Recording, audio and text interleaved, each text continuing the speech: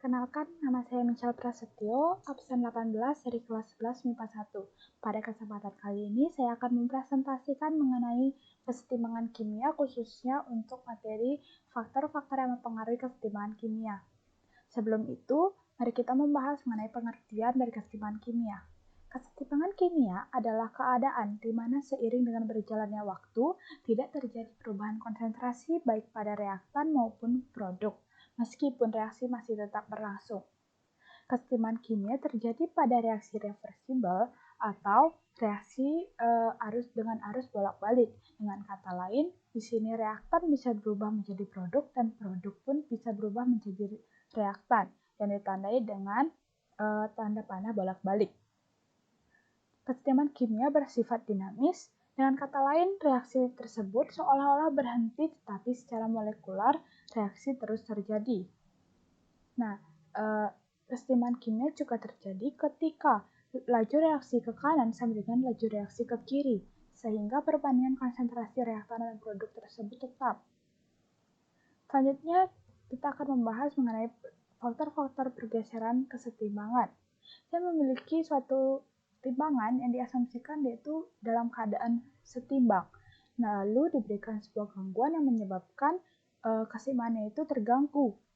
Sama seperti prinsip dari Lacatellier, dikatakan bahwa jika suatu sistem kesetimbangan diberi gangguan, maka sistem akan mengimbangi gangguan tersebut dengan cara menggeser posisi kesetimbangan. Menggeser ini bisa bergeser ke arah kanan maupun ke arah kiri. Ada 4 gangguan yang dapat menyebabkan pergeseran dari kesetimbangan. Yang pertama yaitu konsentrasi, kedua tekanan, yang ketiga volume, dan terakhir adalah suhu. Yang pertama yaitu konsentrasi. Jika suatu konsentrasi spesies diperbesar, maka kesetimbangan bergeser menjauhi spesies tersebut atau ke arah lawan. Jika suatu konsentrasi spesies diperkecil, maka kesetimbangan akan bergeser mendekati spesies tersebut atau ke arahnya diri sendiri. Dan yang perlu diingat adalah hanya dipengaruhi oleh konsentrasi zat yang berfase larutan, aki, dan gas atau G.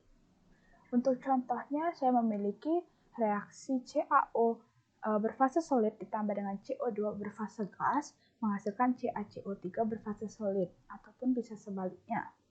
Nah, jika suatu konsentrasi CO2 di sini ditambah, maka kesetimbangan akan bergeser ke kanan, yang mengakibatkan jumlah dari CaCO3 ini bertambah. Dan sebaliknya, jumlah dari CaO dan CO2 ini berkurang.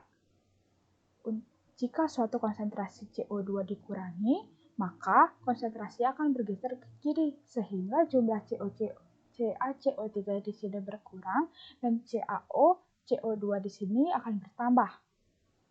Nah, selanjutnya itu tekanan dan volume. Pada prinsipnya, tekanan dan volume ini sama, namun hanya berbanding terbalik. Jadi, jika suatu tekanan diperbesar dan volume diperkecil, maka kesetimbangan bergeser ke arah jumlah koefisien gas yang lebih kecil.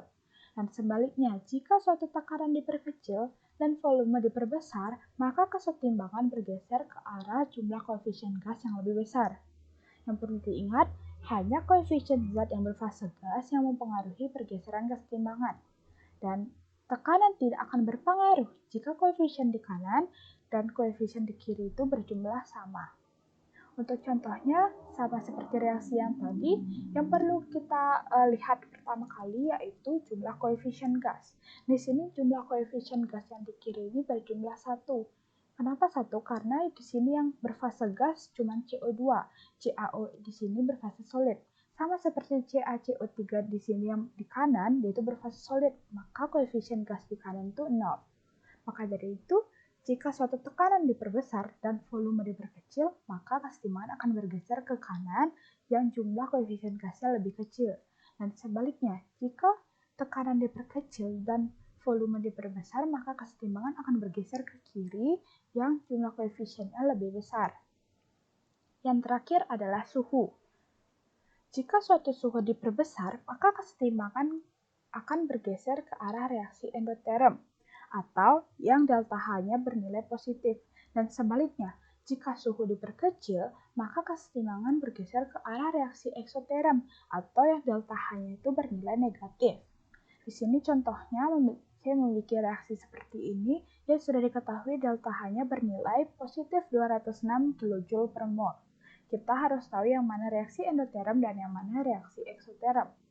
Nah, karena di sini reaksi tersebut sudah diketahui delta H-nya itu plus bernilai positif, maka reaksi ke kanan di sini akan merupakan reaksi endoterm.